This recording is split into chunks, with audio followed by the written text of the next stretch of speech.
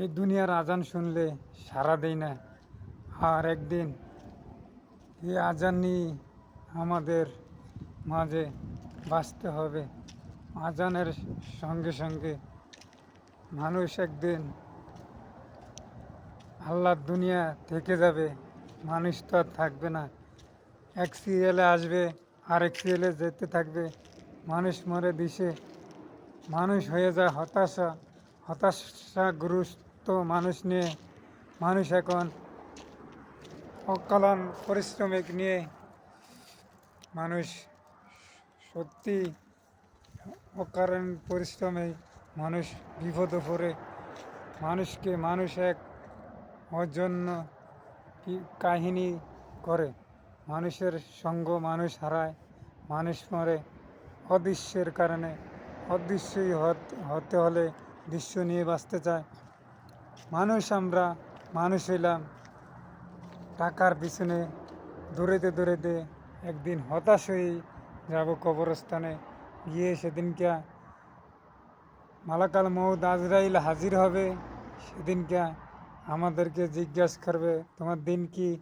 আমরা বলতে পারবো না। তোমার রাসূলকে বলতে পারবো না, তোমার রবকে বলতে পারবো না। কারণ বলবে কিভাবে? আমরা তো আর ছোটোকালে এখন শিখি নাই।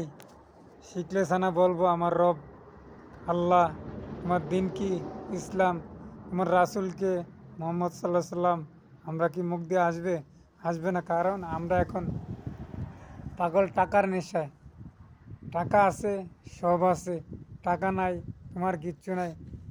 হজরত মোহাম্মদ সাল্লাহ সাল্লাম বলছে, তুমি কি দুনিয়াকে প্রাধান্য না দিয়ে তুমি দিনকে প্রাধান্য দাও। আমরা এখন দুনিয়াকে প্রাধান্য দিতে আছি, দিনকে ভুলে যাইতে আছি। হুজুরবাগ সাল্লাহ সাল্লামের কোনো আদেশই আমাদের এখন খালি মুখে মুখে বলি, কিন্তু দিলে কোনো কিছুই নাই। হে হুজুরবাগ সাল্লাহ সাল্লাম, আমরা আপনার উম্মত হয়েছি কথা ঠিক, কিন্তু আপনার অনুগত্য করি নাই। আমরা এখন অনুগত্য করি দুনিয়ার অনুগত্য। দুনিয়া নিয়ে ব্যস্ত আছি।